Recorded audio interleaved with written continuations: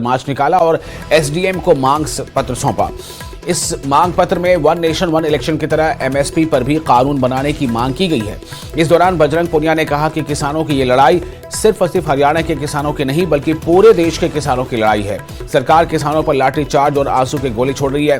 किसानों पर हो रहे अत्याचार को पूरा देश देख रहा है। बजरंग पुनिया ने कहा कि सरकार की बंद कमरे में मीटिंग बहुत होती है, लेकिन किसानों के साथ कोई बातचीत नहीं हो रही है।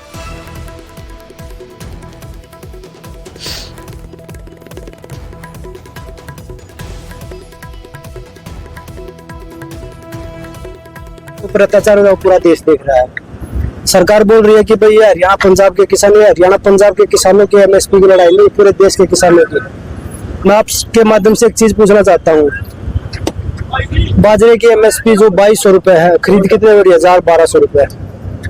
जीरी की 2400 रुपए एमएसपी दी है। 4 से 5% किसानों की फसल है जो एमएसपी में खरीदी गई है, 95% कौन खरीदेगा? 1800-1900 रुपए जीरी खरीदी जा रही है। उसके बावजूद आप ये बताइए कि कोई एमएलए एमपी बनता है, चाहे वो हरियाणा से पंजाब से बनता है या पूरे देश में कहीं से, तमिलनाडु बिहार कहीं से भी बनता है, उनकी तो पेंशन पूरी एक जैसी होती है। फिर पूरे देश में एक नेशन वन इलेक्शन और वन नेशन कर रहे हैं, तो वन नेशन वन एमएसपी क्यों नहीं हो सकती पूरे देश में? तो किसानों की मांग जायज है और हम किसानों के साथ हैं, क्योंकि मैं खुद किसान का बेटा हूं। और दिल्ली में स्मॉग की एक बार फिर से वापसी हो चुकी है। कई जगहों पर AQI फिर गंभीर श्रेणी यानी 400 पार पहुंच चुका है, जिसे देखते हुए दिल्ली NCR में तुरंत प्रभाव से ग्रैप 4 यानी graded response action plan grab 4 लागू किया गया है। अभी क्या हालात है, ये जानकारी दे रही है कर्तव्य पथ से हमारे संवाददाता प्रियंका कंडपाल।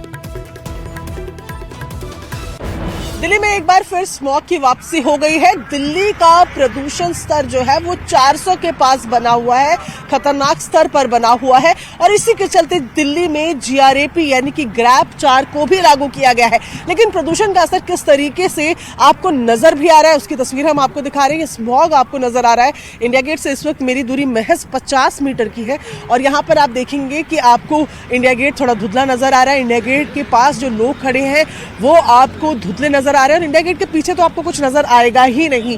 ये तस्वीरें आज सुबह की आपको कर्तव्य पथ की दिखा रहे हैं। कर्तव्य पथ की दूसरी तरफ की मैं तस्वीरें भी आपको दिखाऊं। देखिए, अब 26 जनवरी आने वाली है और उसकी तैयारियां जो है वो जोरों शोरों से चल रही है। तो ये एक कंटीजेंट आपको नजर आ रहा है और इसके पीछे आपको कुछ भी नजर नहीं आएगा। आम दिनों में जब हम यहाँ पर खड़े रहते हैं तो यहाँ से राष्ट्रपति भवन साफ नजर आता है, पर आज इस कंटीजेंट के बाद पीछे कुछ नजर नहीं आ रहा है। स्मॉग ही स्मॉग पूरा बना हुआ है।